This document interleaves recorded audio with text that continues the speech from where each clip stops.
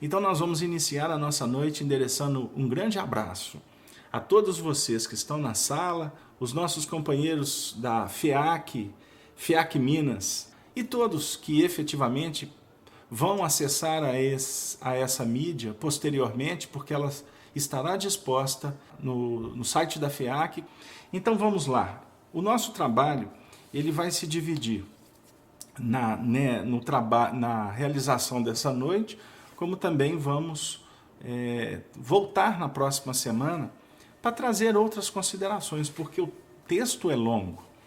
Nós vamos trabalhar no versículo 25 no capítulo 25 de Mateus, no versículo 31 ao 46º. Então, inicialmente, como sempre fazemos, nós vamos fazer a leitura, inclusive com a tradução do grego, realizada pelo Dr. Carlos Torres Pastorino. E hoje vamos aproveitar bastante o desenvolvimento do pensamento, da análise que ele fez desse texto a partir do livro Sabedoria do Evangelho, especificamente no volume 7. Então vamos lá, ao texto do Evangelho. Afirma Jesus: todas as vezes que vier o Filho do Homem em sua substância, e todos os mensageiros com ele, então sentará sobre o trono de sua decisão. E serão reunidos em torno deles todos os povos, e separará uns dos outros, como o pastor separa as ovelhas dos bodes. E porá as ovelhas à sua direita e os bodes à esquerda. Então dirá o rei aos de sua direita: vinde, escolhidos de meu Pai, participai do reino para vós preparado desde a constituição do mundo. Pois tive fome e me alimentastes, sede e me fizestes beber. Era estrangeiro e me recebestes. Estava nu e me vestistes.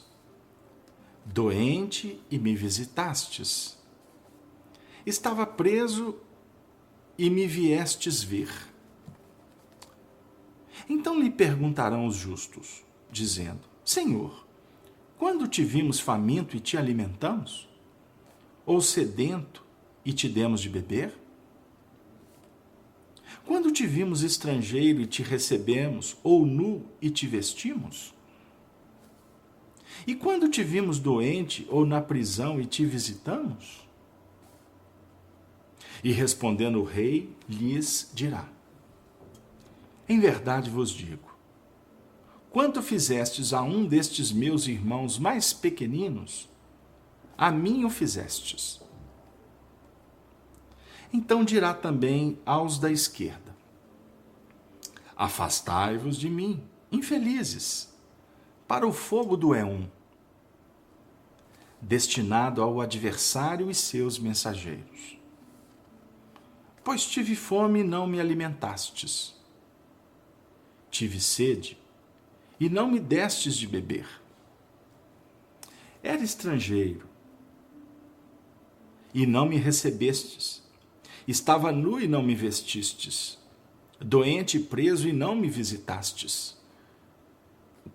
Então perguntarão também eles, dizendo: Senhor, quando te vimos faminto, ou sedento, ou estrangeiro, ou nu, ou doente, ou preso, e não te servimos?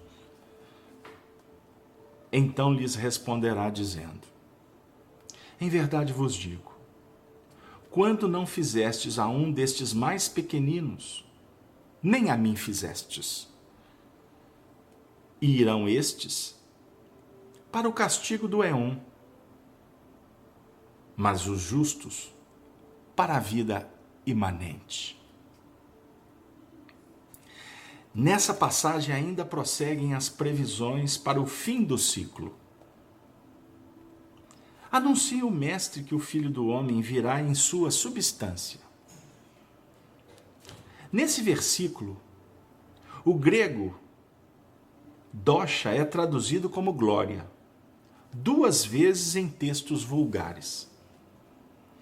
Analisando-se o contexto, todavia, verificamos que poderia ser dado a esse sentido apenas o lato sensu, mas que ideia faríamos daquele que encarnou o amor mais sublime com a maior humildade, se ao invés de chegar com simplicidade, característica dos grandes espíritos, pretendesse impor-se pelo aparato pomposo de uma glória ostentatória, para esmagar os pobres criaturas com a sua presença? Os seres inferiores podem impressionar-se com isso. As fêmeas dos irracionais deixam-se levar pela beleza, entre aspas, gloriosa, ou pela voz dos machos. Mas repugna-nos admitir que um espírito superior e divino aderisse a esse critério tão animalesco, tentando ofuscar pela emoção da forma majestosa. Daí termos traduzido dosha por substância nesse passo. Nós fizemos a leitura da tradução de Pastorino e já emendamos com o primeiro comentário que ele faz. Por quê? Na Vulgata, nós vamos encontrar todas as vezes que vier o Filho do Homem em sua glória e todos os mensageiros com ele, então sentará sobre o trono de sua glória. E aí o texto se desenrola. Então aqui Carlos Torres Pastorino não só traduz conforme ele compreendeu, mas ele explica didaticamente. Como que nos ajustes das traduções, nós fomos colocando, vamos dizer assim, força retórica, expressões contundentes na boca daquele que foi o mais humilde de todos os humildes, que foi o mais simples dentre todos. Foi aquele que veio ao mundo para representar o amor. E o amor não constrange. O amor não humilha. Então ele não poderia vir falar de glória, e sim de falar de substância, ou seja, da essência do que efetivamente o espírito que vai se projetando nas esferas maiores procura oferecer. Na Terra nós muitas vezes queremos apresentar quantidade. E na realidade, nos planos que estão para além das nossas percepções e entendimento, os espíritos trabalham numa qualificação perfeita. Por isso oferecem síntese, substância sutil, carinho que não se vangloria, expressões que chegam de uma forma sutil para nos dizer da esperança, do carinho, da providência divina, nos consolando. E efetivamente, nós vamos nos apresentando como almas que temos a possibilidade de ser sensibilizados. O nosso companheiro, quando fala sobre substância, ele traz para nós aspectos interessantes, como, por exemplo, a própria palavra glória, que substituiu a condição do mestre sentar sobre o trono. Trono de glórias? Ou aquela posição de definição? O rei senta no trono para assumir responsabilidades na delegação, nas escolhas. É o que efetivamente o espírito deve procurar para si mesmo. Porque nós temos, analisando o reino de Deus, dentro dos princípios do coração, precisamos verificar que a obra, a organização, o reinado é de competência de cada um. nas suas projeções, nas suas responsabilidades, nos seus desafios. Então são pontos que nós poderíamos trazer aqui inicialmente para suscitar reflexões. Eu gostaria de dizer para os nossos irmãos do chat, companheiros que estão conosco estudando os princípios básicos nesse programa das quintas-feiras, que toda a interpretação do Evangelho, ela é de particular observação. Por isso é que nós trabalhamos em nível de coletividades, porque juntos nós vamos construindo. Então, cada um vai percebendo o Evangelho conforme a sua cartilha, a sua visão, a sua maturidade. A grande maioria vê no Evangelho um movimento exterior, como uma proposta que vem de fora para dentro. Agora, a partir do momento em que nós vamos compreendendo a essência da proposta do Evangelho, nós vamos observando que ele nos traz um conteúdo que deve ser, que deve brotar, que deve nascer da intimidade de cada um, ou seja, num movimento diferente, de dentro para fora. Muito interessante também, quando no versículo 32, Jesus diz assim: e serão reunidos em torno deles todos os povos, e separará uns dos outros, como o pastor separa a ovelha dos bodes. Aqui a gente vai observando também aquela condição da decisão quando se senta no trono, quando assume a responsabilidade. Na intimidade do nosso coração, nós vamos tendo como que a oportunidade de fazer seleção dos valores. O que é bom do que não é mais aproveitável.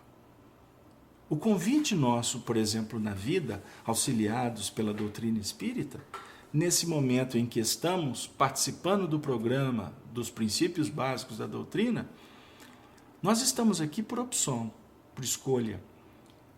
E estamos procurando percorrer um caminho que possa nos facilitar, que possa qualificar, que possa nos lucificar.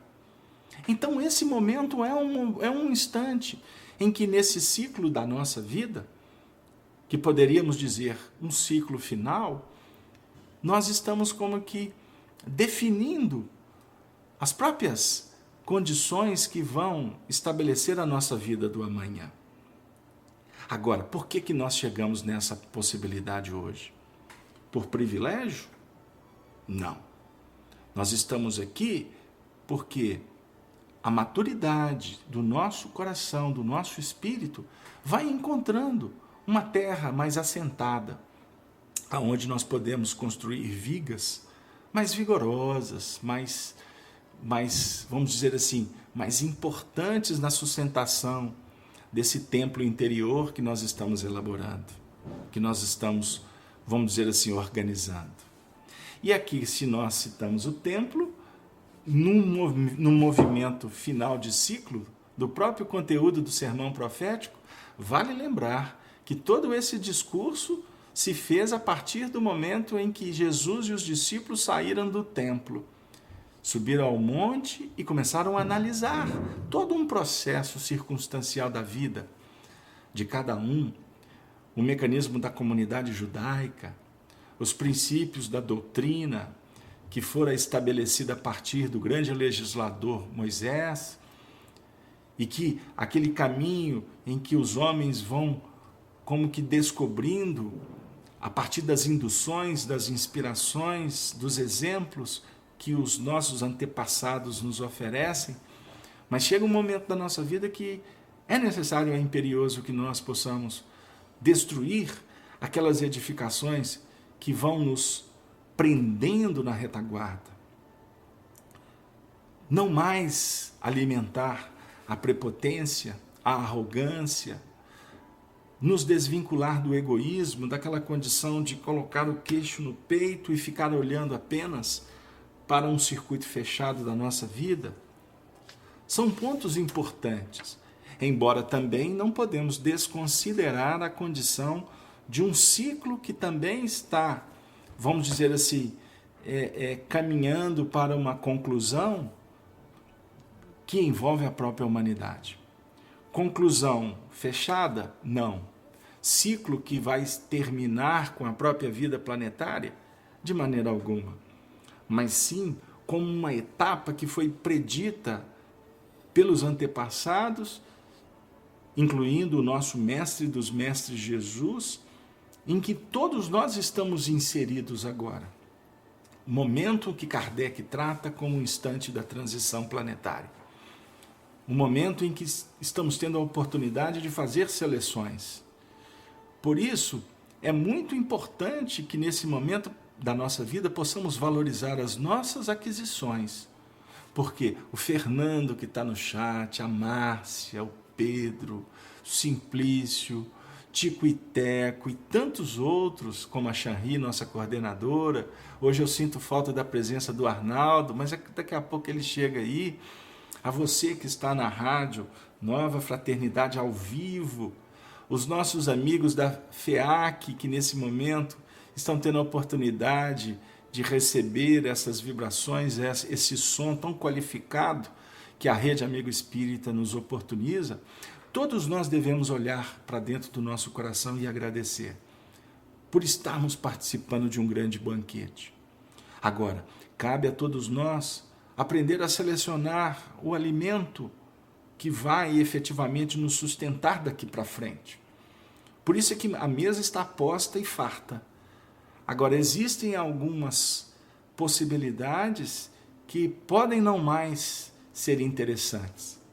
E nos cabe, compete a cada um de nós, termos forças suficientes para vencer as tendências, aquele ponto que nos vincula ao passado, mas escolher, acima de tudo, aquela ambiência íntima para recebermos uma alimentação mais substancializada, mais essencial para que nas próprias escolhas do caminho possamos aprender a separar as ovelhas dos bodes. Ovelha no sentido que poderíamos tratar aqui como virtudes, como conquistas. E os bodes naquela condição daqueles pontos que são necessários que fiquem, vamos dizer assim, deixados de lado, não desprezados, não deletados, porque costuma o religioso tradicional pregar santificação sem um trabalho renovador. Nós poderíamos até dizer que estamos numa grande escola em busca da perfeição, mas ninguém vai atingir a angelitude apenas porque vestiu uma toga, assumiu uma responsabilidade no centro, se tornou dirigente, ou está participando de uma sessão mediúnica, se converteu ao espiritismo, ou está descobrindo que tem tantos espíritos abalizados nos ajudando. Isto não basta. É necessário colocar os pés descalços na estrada e se preparar para encontrar pedras pontiagudas no caminho. Portanto, é muito interessante que a gente observe que existem os fatores das previsões de ordem íntima, que Jesus deixou tão clarificadas para todos nós em toda a sua passagem na Terra, como as previsões também que envolvem a própria seleção natural da humanidade, que vai efetivamente participar da Terra nos séculos, nos milênios que nos aguardam. E lembrando também que na condição de reis, na condição do Filho do Homem, que é o fruto das nossas conquistas, é o Cristo que vai encontrando espaço, que vai efetivamente qualificando a própria luz que irradia. Nós vamos como que compreendendo o que a consciência vai definindo para nós. No versículo, portanto, 35, o texto diz assim: pois tive fome e me alimentastes, sede e me fizestes beber, era estrangeiro e me recebestes. Esse texto nos vem à memória um instante magnânimo que a história registrou. Foi quando Francisco de Assis visitou o Papa Inocêncio III, exatamente nos primeiros movimentos do século XIII. Naquele momento, ele citou esse texto. E Inocêncio III ficou extremamente sensibilizado, porque ele falava de uma forma que o Papa nunca tinha ouvido. Francisco tocava nesse texto de uma forma transcendental. Por isso que nos chega à memória, porque a essência que se apoiou, todo o trabalho de Francisco de Assis, ela ficou muito voltada nesse movimento de profunda benevolência. Embora caracterizado nas ações sociais e de beneficência nos tempos, mas Francisco de Assis, pelo amor que ele tinha com Jesus, ele citara esse movimento porque é o convite que o pastor efetivamente nos faz nesse momento. Para abraçarmos a causa do Evangelho é necessário sair para semear. E atendendo a todas as circunstâncias do caminho. Por isso é que Jesus vem dizer assim: pois tive fome e me alimentastes. Quando o rei vai dizer aos que estão à sua direita: pois tive fome e me alimentastes, sede me fizestes beber, era estrangeiro e me recebestes. É o pastor que vem consolidar na intimidade de cada um todo um processo de uma construção de um reino interior. E esse convite, ele se fez desde o início, quando o Espírito foi criado, simples e ignorante. Por isso é que Jesus vai dizendo assim: vinde escolhidos de meu Pai, participai do reino para vós preparado, desde a constituição do mundo. Desde a constituição do mundo, o bem está disposto. Ele está na mesa para todos nós banquetearmos. O que é muito valioso é um movimento da descoberta. E quando o indivíduo descobre a água límpida, ele não só bebe, saboreia, sacia a própria sede, porque é a sede do conhecimento, é a sede dos movimentos do progresso, é a sede do amor. Por um instante ou por um mecanismo que expressa a mais autêntica espiritualidade, o indivíduo sai por gratidão para alimentar, para saciar a sede ao estrangeiro, a todos que vão se encontrar no caminho. E quando fazemos assim, nós estaremos fazendo a Jesus. Não tenhamos dúvida, porque Ele é o governador espiritual do planeta.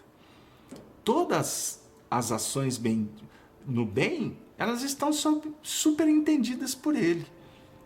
Quanto a isso, nós não temos dúvida. Mas Ele quer dizer aqui que quando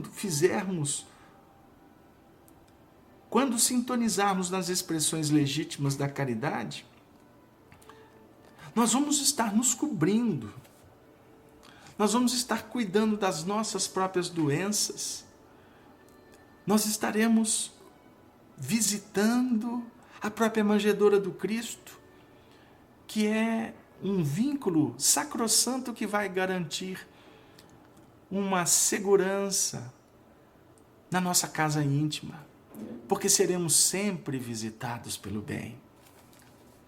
Emmanuel define um pensamento que temos para nós como extraordinário, quando ele diz que o bem que fizeres em algum lugar será o teu advogado em todas as partes, na eternidade. Então, as ações que promovem, que enaltecem, que estimulam, que inspiram, que consolam, elas como que nos vinculam a uma jurisdição inquestionável em sua beleza eternal. Está acima do tempo, está acima do espaço, e que efetivamente define um grande casamento. Existe nessa expressão casamento uma ideia muito importante, pelo menos para o meu coração, e eu peço desculpas por isso, se eu estiver sendo insensato. Mas a expressão casamento, ela traz consigo, ela nos mostra o que vem a ser a importância de abraçarmos uma causa, de nos comprometermos com a vida, com Deus, estabelecer projetos junto com aqueles que estão caminhando conosco, aprendendo tanto quanto nós, cada um nas suas especificidades, mas todos no mesmo movimento de adequação à luz que dimana do alto. É o que Jesus vem dizer, pelo menos na nossa acanhada análise. Estava nu e me vestistes. Aí vem aquele companheiro e conta aquele caso de um dia que ofereceu um cobertor para o andarilho que estava debaixo da ponte, quase congelado de frio. E este andarilho disse que Deus te pague, que Jesus te abençoe, num sorriso discreto, mas autêntico.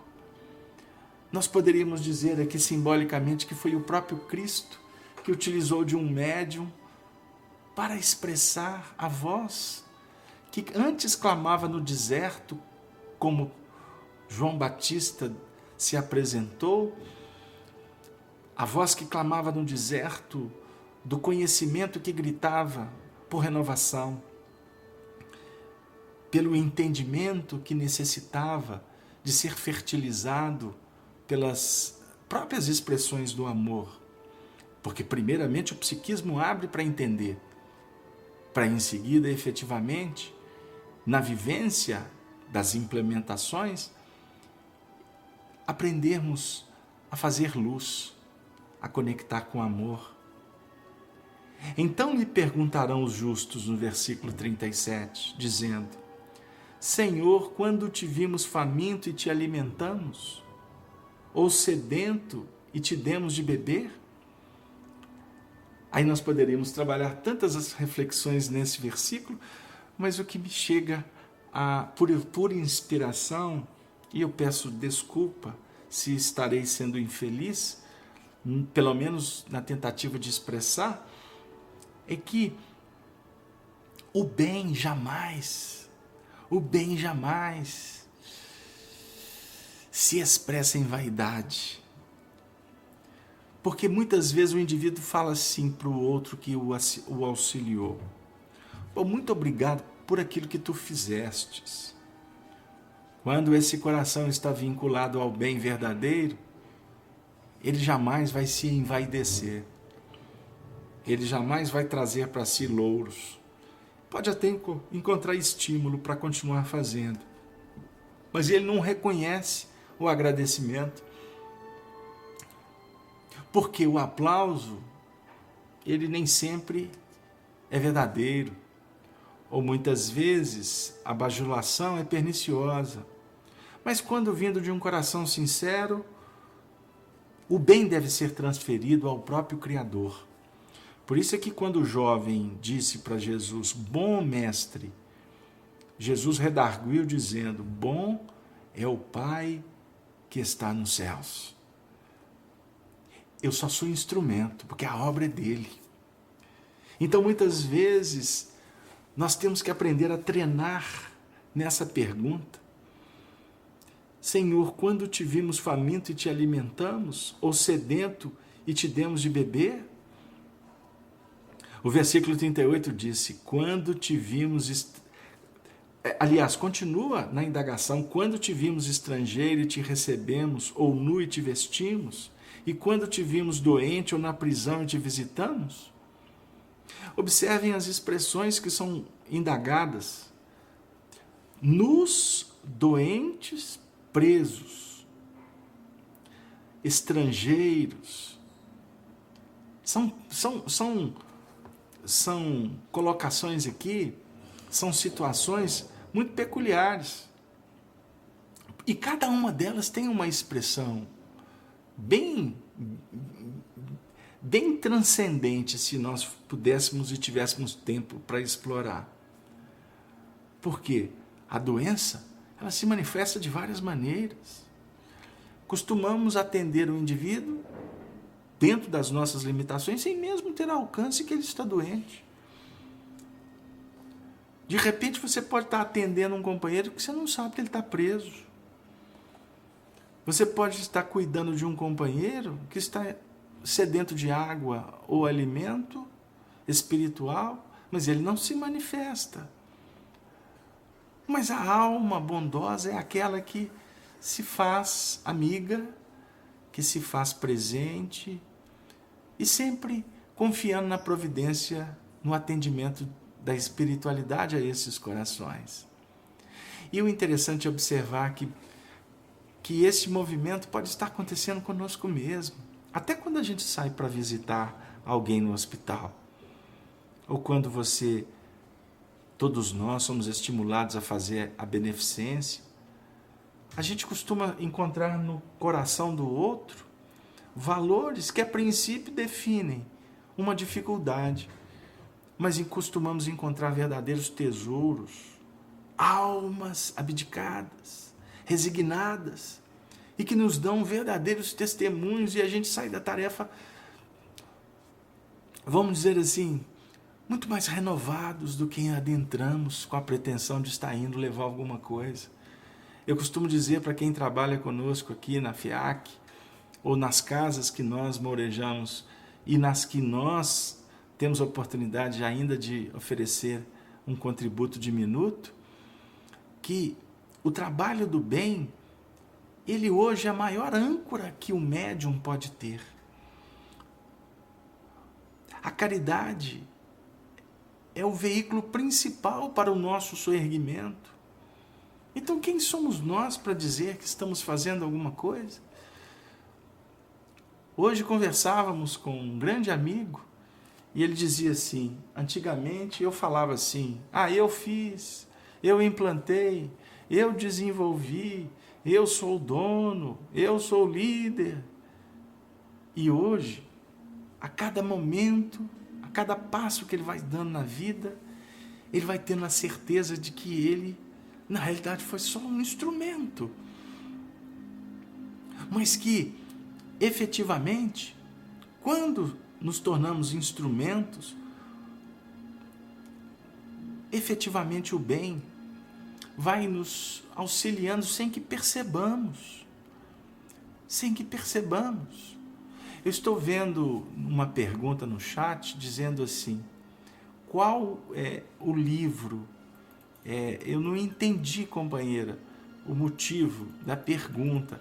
Se você puder formatá-la de uma forma mais clara para ajudar a nossa limitação, eu prometo tentar, pelo menos, conversar com você sobre o assunto.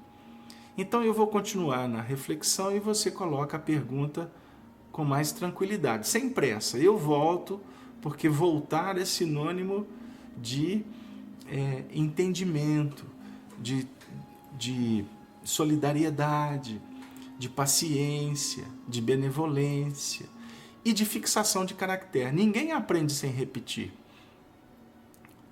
Não é mesmo? Então, na escala evolucional, nós temos um momento de subir e um momento de descer. É o que André Luiz fala da espiral evolutiva. Ou seja, há um momento de semear e um momento de colher. Não é mesmo? Agora está sendo questionado assim, a Fabíola eu te peço que você diga de qual região do Brasil ou qual cidade que você mora, fora do país, para que a gente possa conversar de uma forma mais próxima, não é mesmo? Mas ela está perguntando sobre qual livro que nós estamos seguindo.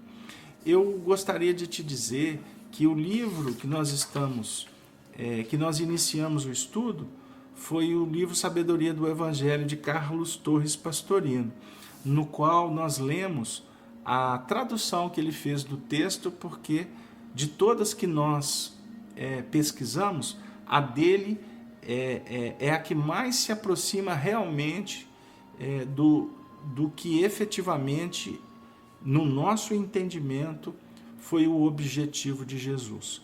Agora, nós não estamos lendo, nós não estamos acompanhando o raciocínio de Carlos Torres Pastorino, que, diga-se de passagem, é um belo tratado que está no 7º volume deste magnânimo livro, Sabedoria do Evangelho, que vocês encontram na internet. Mas eu confesso que estou aqui tentando interpretar com vocês, obviamente sob a tutela do coordenador da sala, do Espírito que nos auxilia nas interpretações do Evangelho, enfim, de toda a equipe espiritual que nós, por motivos, por necessidades espirituais, nos integramos, embora não nos julgamos capacitados ou merecedores de estar diante de tantos exegetas, de tantos teólogos do mundo espiritual, ok? A Fabíola está dizendo, eu sou de Maceió, Alagoas, e vivo em Viena. Fabíola, que legal, que bênção, que Maria Santíssima te envolva nesse momento. E a gente falou tanto de Maceió hoje, não é mesmo? Então acesse o site da rádio Nova Fraternidade de Maceió, que tem uma bela programação, e nesse momento, efetivamente, o nosso estudo está sendo retransmitido por essa bendita emissora que tem uma bela parceria com a rede Amigo Espírita, não é mesmo? Então vamos continuar, porque o tempo está caminhando e, como nós afirmamos, vamos tentar ver se a gente faz pelo menos uma primeira parte da interpretação hoje. Então vai dizendo assim, e quando te vimos doente ou na prisão e te visitamos? E no versículo 40, e respondendo o rei, lhes dirá no futuro, não é mesmo? Porque a nossa condição ainda é de vislumbrar o que vai acontecer, por isso é que é uma profecia. A profecia, nós escutamos um companheiro usar uma frase definindo que a profecia foi escrita para não ser cumprida, o que nós discordamos, porque a profecia é uma antevisão dos bens futuros e que são revelados para o aprendiz, para que cada um possa escolher a melhor parte do caminho, como fez Maria, a irmã de Marta, do que efetivamente nos prender nas exigências da própria Marta no contexto da horizontal do mundo. Obviamente que podemos facilitar para que a profecia se realize e que a Canaã prometida seja encontrada pelo viajor, para que a Jerusalém edificada possa ser implementada na nossa intimidade. Mas para isso é necessário muito esforço. Por isso é que no livro Apocalipse, João, o evangelista, usa muito expressões como fogo, como enxofre, como besta, como a besta apocalíptica do número 666, que é um período que nós precisamos de perpassar de muita aferição, não é? Para sermos testados nessa grande jornada que estamos realizando em busca da perfeição em Deus, não é mesmo? Portanto, e respondendo o rei, lhes dirá, em verdade vos digo, quando fizestes a um desses meus irmãos mais pequeninos, a mim o fizestes. Por que será que Jesus vem falar sobre fazer aos irmãos mais pequeninos? O que poderíamos refletir sobre os mais pequeninos? Os mais desvalidos? os mais necessitados, aqueles que precisam de mais recursos, nós poderíamos efetivamente refletir que os mais pequeninos são aqueles que a providência divina vai encaminhar para se aproximarem da nossa intimidade, para que a gente possa favorecer, facilitar, abrir caminhos para que eles possam se agigantar. Mas trabalhar também naqueles valores pequeninos que estão dentro da nossa intimidade, que tem um potencial revelador, um potencial que sintetiza todo um grande projeto. Mas os mais pequeninos também poderíamos afirmar sobre aquela condição de pureza da alma, aqueles que estão suplicando, aqueles corações que estão clamando pelo Senhor, porque todos que pedem, recebem. E nós precisamos de nos fazer pequeninos para aprender a pedir. Nós precisamos de nos sensibilizar de tal forma que o reino de Deus seja por nós conquistados. Agora, não é com arrogância, não é com intelectualidade, não é com dissimulação, não é com hipocrisia, pelo contrário, é com camaradagem, é com verdade, é com transparência, é com alegria, é com trabalho, com solidariedade, com tolerância, conforme nos definiu Allan Kardec. E é necessário se fazer pequeno para reconhecer a própria grandeza do universo, para percebermos os nossos limites, não é? Para trabalharmos valorizando as conquistas e sempre na expectativa da poesia de que além do horizonte deve ter algum lugar bonito para se viver em paz. É um verso que usamos parafraseando Roberto e Erasmo.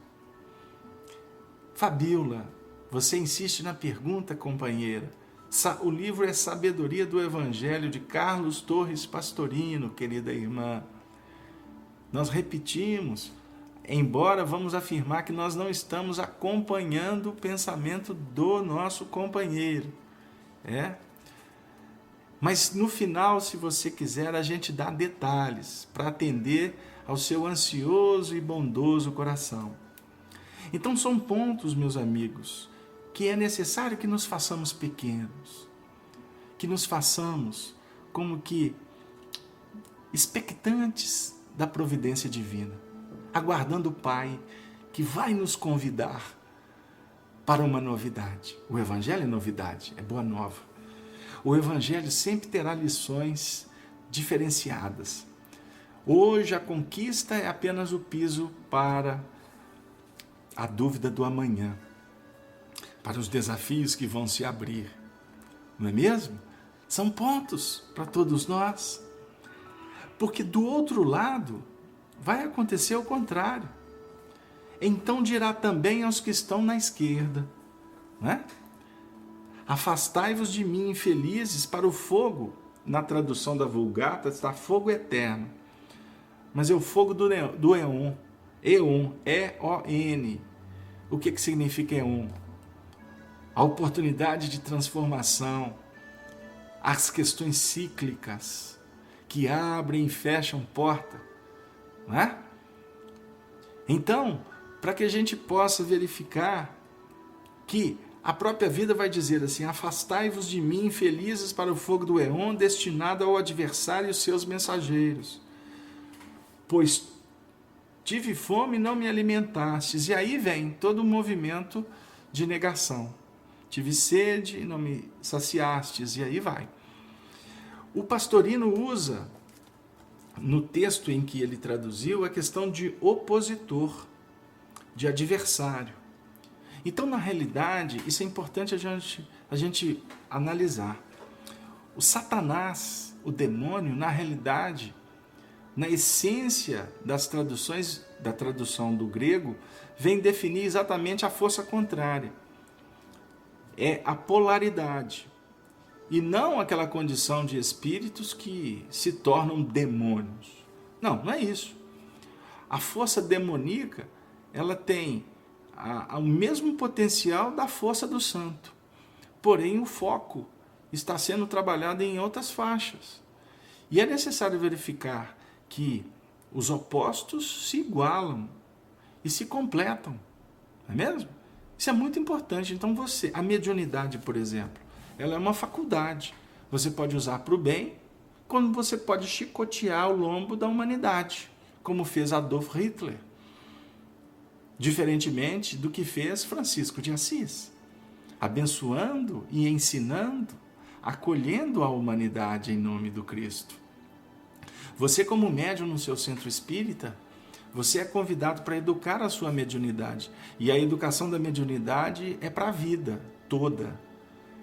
Então, muitas vezes a gente escuta alguém falando assim, eu já passei pela educação mediúnica, hoje eu estou na desobsessão. E a gente, muitas vezes, quando temos oportunidade, a gente fala. Quando, na maioria das vezes, não, nós calamos. Mas a educação mediúnica é para sempre. Nós sempre estaremos educando a nossa sensibilidade. Porque o tempo todo estaremos sendo convidados para dar pão ou permanecer indiferentes à fome. Não é mesmo? É extremamente valioso a gente verificar. Paulo de Tarso, quando Saulo, ele focava a luz dele. E a luz dele estava sendo direcionada para proteger o Pentateuco mosaico, a Torá. Ele estava ali lutando pelo templo judaico. Só que o que aconteceu? Ele excedeu na dose. Ele exagerou nas suas exigências, nas suas intolerâncias e efetivamente encontrou no cristianismo o opositor. Para os cristãos, Saulo de Tarso é que era o opositor.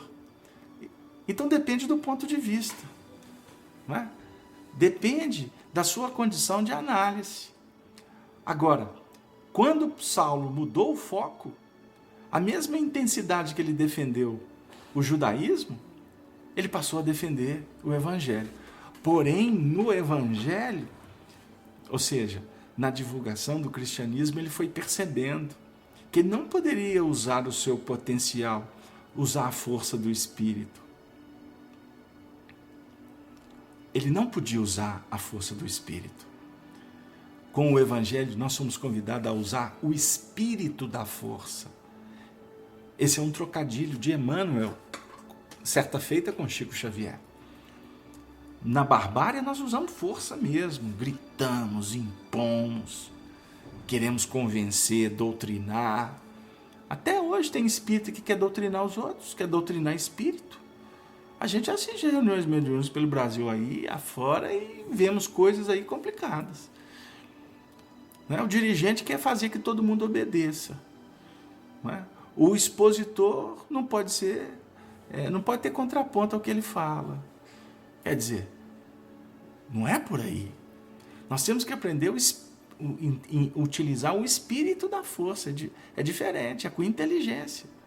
Porque se você usar a força do espírito, na dimensão espiritual que nós estamos sendo convidados a operar, vai haver o quê? Uma dissociação dos valores, uma incongruência de interpretação, uma incoerência no comportamento. Certa feita, escutamos de um companheiro que participava de uma palestra com um expositor espírita muito conhecido. E no meio dessa palestra, o expositor disse assim, que o espírita é correto com o imposto. O espírita não pode sonegar imposto. Passado algum tempo, esse mesmo expositor foi visitado por esse companheiro que assistia à palestra dele, para ser atendido por ele numa determinada repartição. nós estamos fazendo adequações porque não vem ao caso e seria antiético citar detalhes que pudessem personalizar o exemplo. E nesta situação foi colocado para ele que com nota era um preço, sem nota era outro. Quer dizer, contradição. Então, os fariseus na época, Jesus disse que sentavam na cadeira de Moisés, de Abraão, e colocavam um peso nas costas do povo que eles mesmos não carregavam. Ou seja, hipocrisia. Não, nós não podemos verificar, não podemos operar, não podemos dissociar, criar dissonância entre o que efetivamente nós estamos estudando do que efetivamente vamos colocar na vida do outro. Os desafios são pessoais. Por isso que as nossas abordagens, dentro de uma escola que temos procurado a cada dia nos matricular, que é a escola de um entendimento kardeciano, hoje com uma clarificação totalmente voltada para a vivência do Evangelho, é trabalharmos as reflexões de ordem muito pessoal e não para o outro. E como conhece o espírita pelo esforço que faz para domar as más inclinações, o objeto todo do trabalho aqui é voltado para cada um. E não, jamais, da nossa parte para com o outro. Não é? Para se verificar isto. São pontos que vão definindo para nós a complexidade do aprendizado. Queridos amigos, nós estamos numa sintonia hoje tão agradável. Eu agradeço a todos que estão participando do programa, o estudo dos princípios básicos da doutrina espírita do Evangelho, abraçando a todos vocês da sala, né? Abraçando aos amigos da Rádio Nova Fraternidade, né? Para que nós possamos todos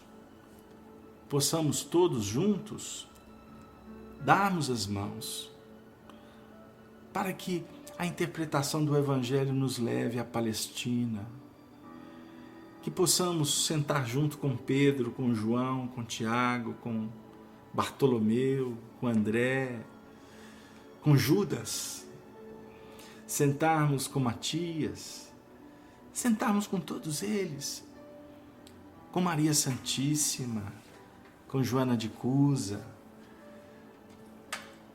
com Isabel, sentarmos com João Batista, sentarmos com José, o pai de Jesus, sentarmos com Joaquim, com Ana, os pais de Maria de Nazaré, sentarmos com os coxos, os estropiados, com os leprosos, com os cegos, todos sentarmos juntos à beira do lago de Cafarnaum, para beber as palavras inigualáveis, poéticas, harmoniosas, daquele que é o mestre dos mestres, o amor não amado, o amigo de todas as horas.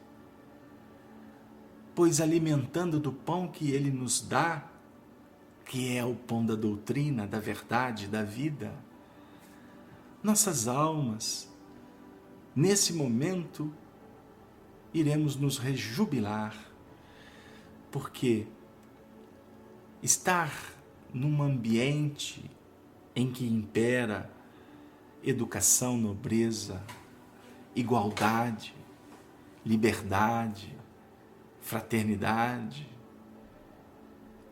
é o sonho do nosso coração.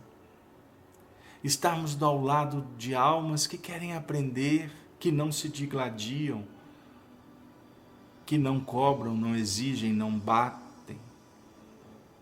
Almas que se respeitam, corações que nos incentivam, mas não bajulam, companheiros que estamos todos conscientes que a jornada é a mesma para todos.